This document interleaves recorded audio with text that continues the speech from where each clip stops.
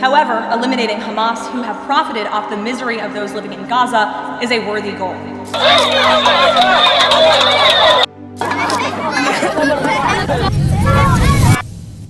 The war between Israel and Hamas has taken different shape, but one of the most shocking one was the one that actually happened in Doha, Qatar.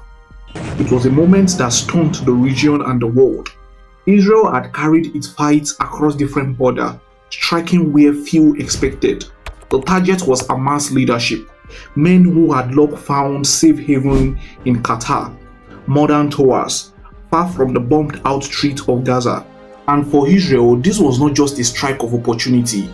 It was a message being sent to the whole world that they will go to any length to make sure that these Hamas are being brought down. And to understand why Israel will go this far, we must actually start from the beginning to know where this all started from. The 7th of October 2023.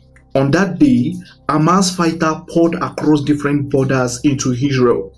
They attacked homes, kibbutzim, even a music festival being held in the desert.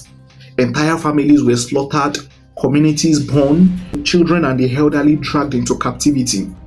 It was the bloodiest day in Israel modern history. More than 1,000 Israelis died in hours and hundreds were kidnapped. And this horror actually sent a shockwave that still echoes till today. And for Israel, this was not just a terror, it was an assault on their existence. And from that moment, the government declared that Hamas must be dismantled, its powers taken once and for all. Israel set 3 goals for the war: destroy Hamas' military capability so it could never again mount such an attack. 2. Bring the hostages home, men, women, children who had been dragged into Gaza's tunnel. 3. Restore deterrence so no other group will dare strike Israel with such ferocity again. These goals drove the campaign that followed: the relentless bombardment of Gaza, the ground incursion, and repeated orders for civilians to evacuate the entire city. Each move presented as part of that greater mission, dismantling Hamas. But wars are never clean, and the price is being paid for with human lives. In Gaza, the suffering quickly reached level not seen in decades. Tens of thousands of Palestinians have been killed, the majority of them civilians. Entire neighborhoods were reduced to dust. Families fled from one end of the strip to the other, only to be told again and again to move. And convoys were stalled at border, foods and water ran dry, and children starved in front of cameras. International agencies declared famine, hospitals, schools, and refugee camps became targets of battleground. Each strike deepened the world outrage, but each strike was justified by Israel as a target point to get in Hamas. And yet the question haunted diplomats everywhere: where do you go when the mediator is under fire? For years, Qatar has been the bridge. It hosted Hamas, political bureau, gave them offices, gave them safety. But it also served as the middleman, working with Egypt and the United States to negotiate fragile ceasefire and humanitarian deals.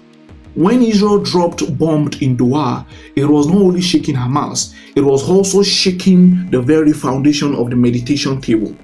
Qatar leader condemned the violation of their sovereignty. Germany and other nations called it unacceptable. Yet Qatar, perhaps surprisingly, announced that it will not abandon its role as the mediator. The war had entered its capital, but it will still hold the thread of negotiation. America has always stood at the center of this storm. The United States has armed Israel with billions of dollars in weapons, precision bombs, artillery shells, and vast military support. It has shielded Israel diplomatically at the United Nations. Washington had been Israel's greatest backer since the first day of the war, but America has also felt the weight of this conflict. Publicly, the White House called for restraint, warned about escalation, worried about the collapse of hostage talks. Privately, Washington knows that Hamas cannot remain if Israel is supposed to live being secured. And so the United States walks a dangerous line, supporting Israel's fight, while warning against steps that threatens to widen the war or destroy the fragile channel of diplomacy. When the strike in Doha happened, the White House said clearly that this does not advance our shared goal, yet the weapon and money continue to flow. For Israel, the logic is clear. Hamas is not just in Gaza tunnels. Its leaders live comfortably in foreign capitals, directing operations from afar. By targeting them abroad, Israel aims to cut off control, command, and cripple their decision-making and send a chilling message that you cannot hide while your fighters kill our people. But this strategy is dangerous.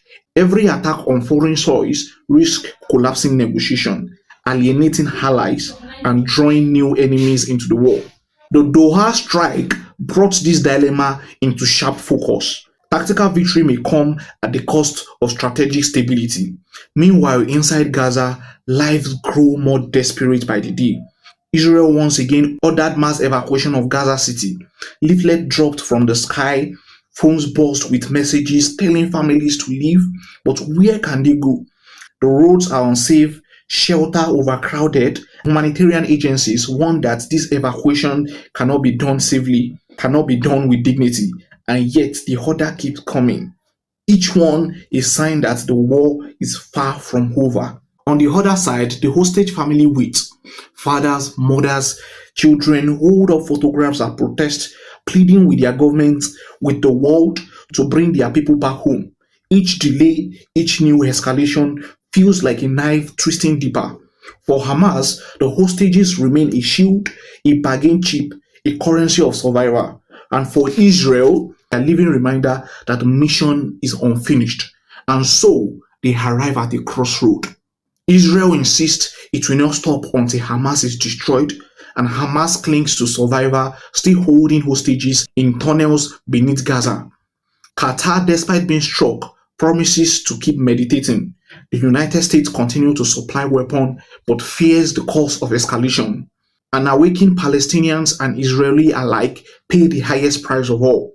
And so this is the real reason behind Hamas' attack abroad. It is about dismantling a network that stretches beyond Gaza, about striking leaders who hide in safe havens, about sending message that no corner of the world is beyond far reach. But beneath that reason lies another story, the story of risk, of diplomacy under fire, of slipping further from the grasp which with each bomb that is being fueled.